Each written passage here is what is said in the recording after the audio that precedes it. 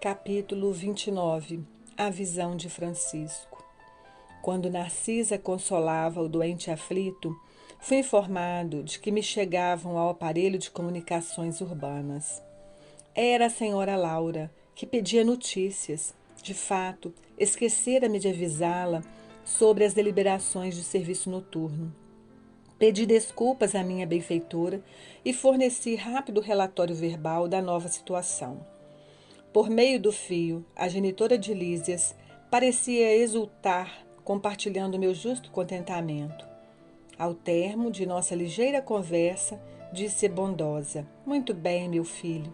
Apaixone-se pelo trabalho. Embriague-se de serviço útil. Somente assim atenderemos à nossa edificação eterna. Lembre-se, porém, que esta casa também lhe pertence." Aquelas palavras encheram-me de nobres estímulos. Regressando ao contato direto com os enfermos, notei Narcisa a lutar heroicamente por acalmar um rapaz que relutava singulares distúrbio. Procurei ajudá-la.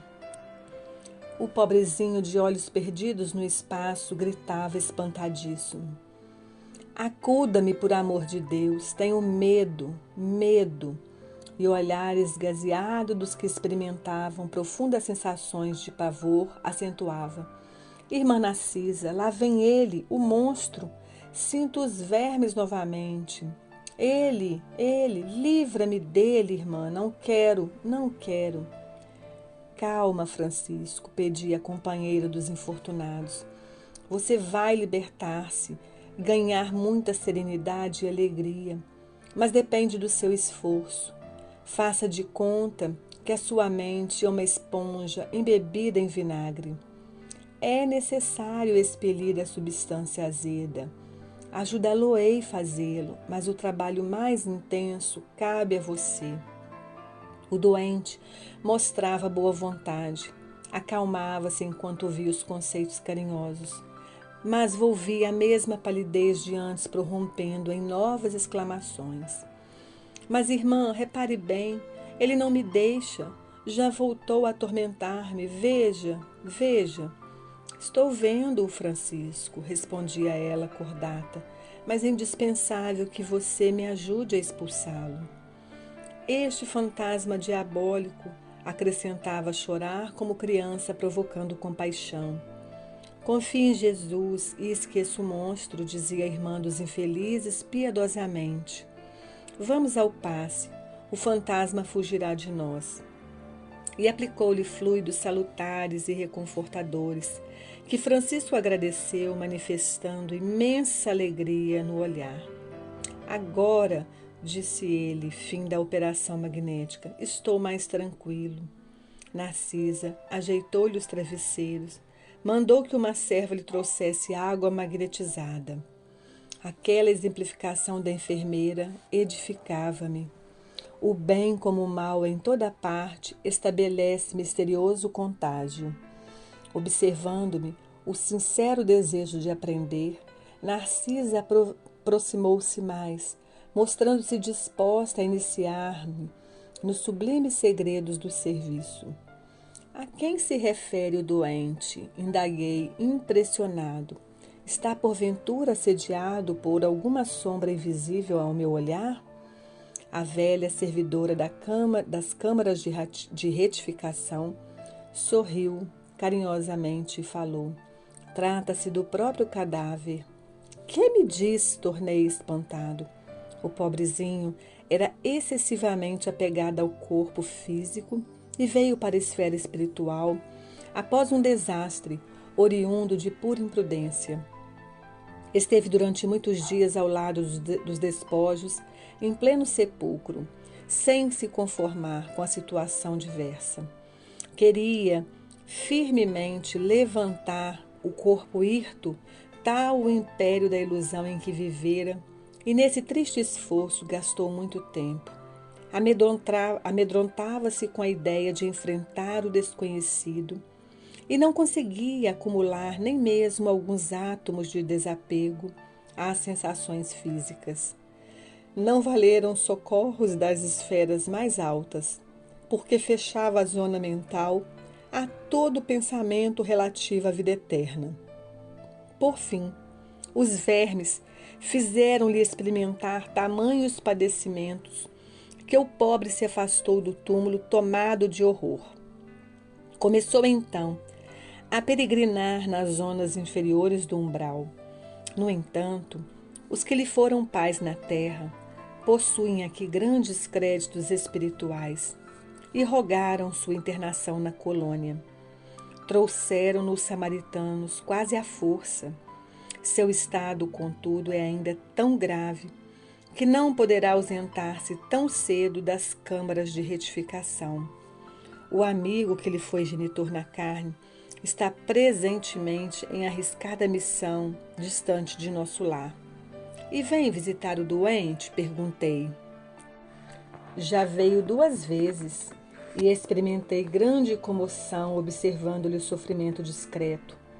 Tamanha é a perturbação do rapaz que não reconheceu o pai generoso e dedicado. Gritava aflito, mostrando a demência dolorosa.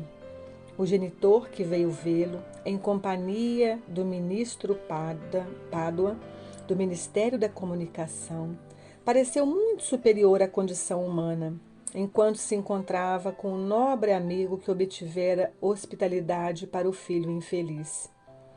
Demoraram-se bastante, comentando a situação espiritual dos recém-chegados dos círculos carnais.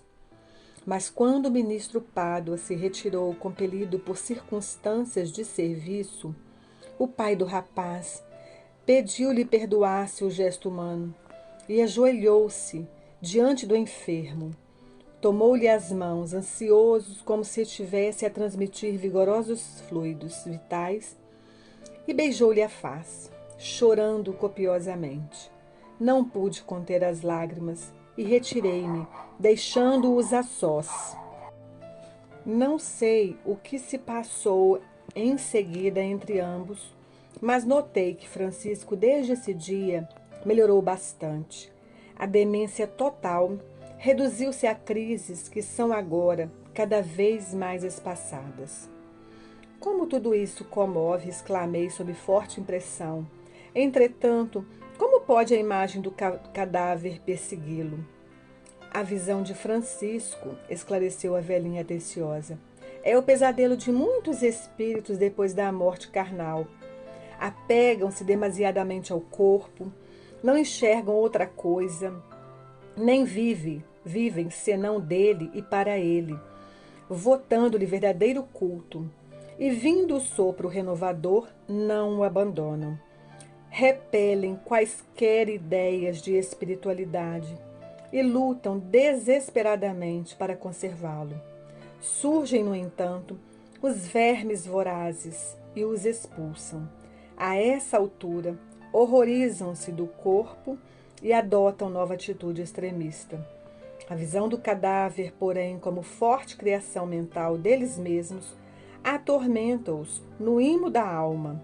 Sobrevêm perturbações e crises mais ou menos longas, e muitos sofrem até a eliminação integral do seu fantasma.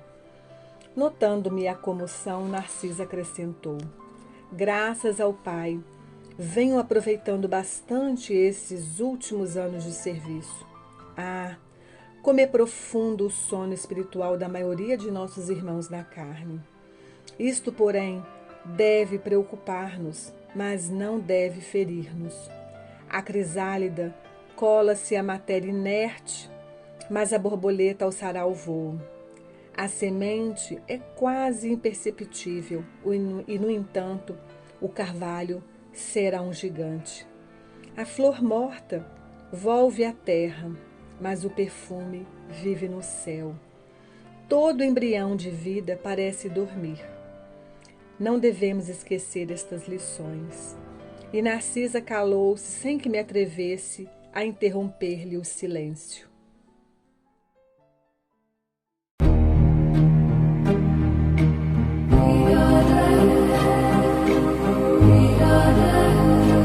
Audiobook do livro Nosso Lar. Narrativa Cristina Albuquerque.